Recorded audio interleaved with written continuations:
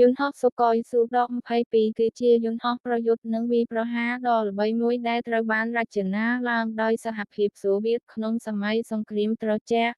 យន្តហោះនេះមានលក្ខណៈពិសេសផ្ដល់សមត្ថភាពវាយប្រហារតាមដីនិងការគាំទ្រយោធាក្នុងសមយុទ្ធ សហភាពសូវៀតបានចាប់ផ្ដើមអភិវឌ្ឍយន្តហោះស៊ូ-22នៅទសវត្សរ៍1960ដោយផ្អែកលើគំរូស៊ូ-17ហើយក្លាយជាកំណែធ្វើឱ្យយោប្រសើរឡើងដែលអាចប្រើបានទូលំទូលាយជាងមុន តាមរយៈការផ្លាស់ប្តូរទៅលើប្រព័ន្ធម៉ាស៊ីនបូណតោយោស្លាប់ដែលអាចបត់បាននឹងបច្ចេកវិទ្យាថ្មីៗបានធ្វើឱ្យយោស៊ូ-22មានសមត្ថភាពបត់បែនខ្ពស់ក្នុងការប្រយុទ្ធក្នុងគ្រប់លក្ខខណ្ឌអាកាសធាតុ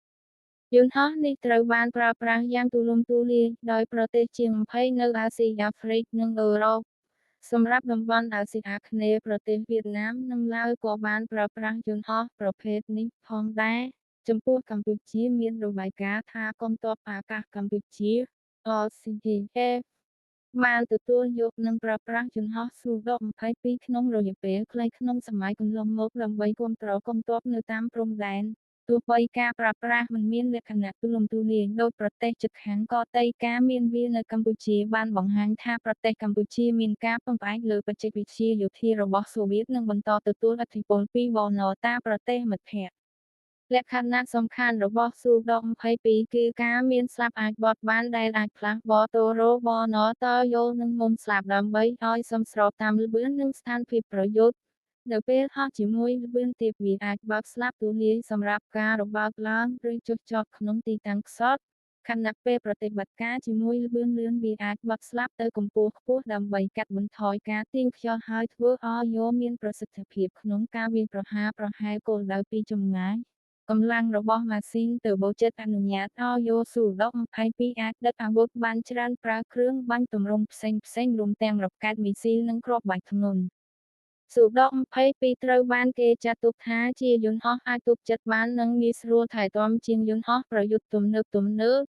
ពីព្រោះហេតុនេះប្រទេសក្រីក្រឬប្រទេសដែលមានថវិកាយោធាច្រើនកំណត់បានជ្រើសរើសយកវាដើម្បីប្រើប្រាស់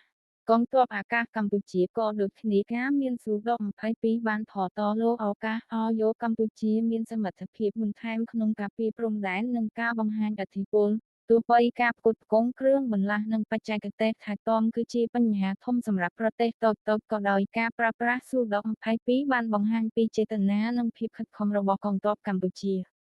លើសពីនេះទោះជាយន្តហោះនេះបានចាស់ទៅហើយក៏ដោយវានៅតែមានតម្លៃយុទ្ធសាស្ត្រស្រទោជាពិសេសនៅក្នុងតំបន់ដែលមិនមានការតម្រូវឲ្យយោប្រើយន្តហោះទំនើបដូចប្រទេសអាមេរិកឬរុស្ស៊ី ការវាយប្រហារតាមដីនិងការគាំទ្រកងទ័ពក្នុងសមរភូមិគឺជាការងារដែលស៊ូ-22អាចអនុវត្តបានយ៉ាងមានប្រសិទ្ធភាព ដោយសារតែវាអាចដឹកបានទាំងអាវុធធម្មតានិងអាវុធដឹកដោយមីស៊ីលវាបានផ្ដល់ឲ្យយោកងទ័ពអាកាសនូវភាពចម្រុះក្នុងការវាយប្រហារ កម្ពុជាអាចនិយាយបានថាមានបទពិសោធន៍ក្នុងការប្រើប្រាស់យន្តហោះសូវៀតជាច្រើនប្រភេទ ដូចជា MiG-17 MiG-21 និងយន្តហោះ Il-39 ការមានស៊ូ